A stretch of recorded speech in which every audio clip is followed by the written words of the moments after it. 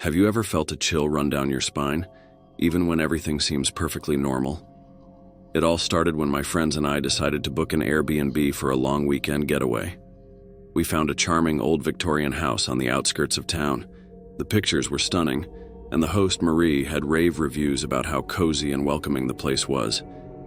We were looking forward to a relaxing time away from the hustle and bustle of city life.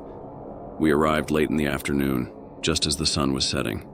The house was exactly as pictured, beautiful, with its tall windows, intricate woodwork, and a wraparound porch. Marie greeted us warmly and gave us a quick tour.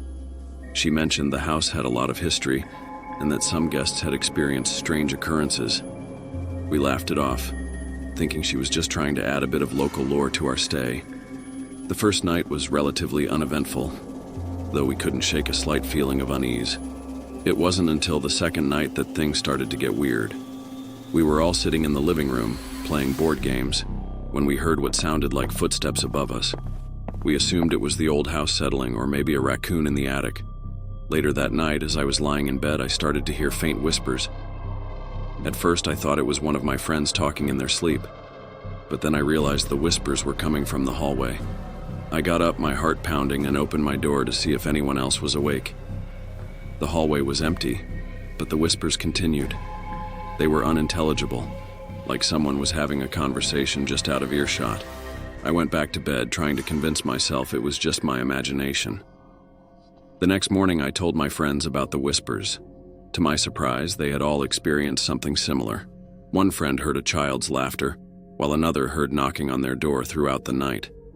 Despite our growing unease, we decided to stay. It was, after all, just a few more nights. But as darkness fell, the house seemed to come alive with activity. Doors creaked open and shut on their own. Cold drafts would suddenly sweep through the rooms. And those whispers, they never stopped. On our third night, things took a terrifying turn. We were all in the kitchen preparing dinner when we heard a loud crash from the living room. We rushed in to find a vase shattered on the floor.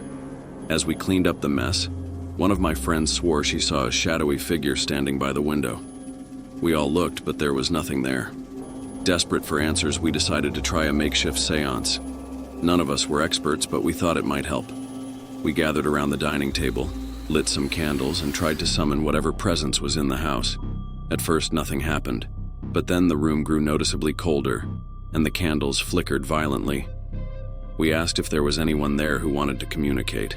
The planchette on our makeshift Ouija board began to move slowly, spelling out the word, "leave." We all froze, staring at each other in disbelief.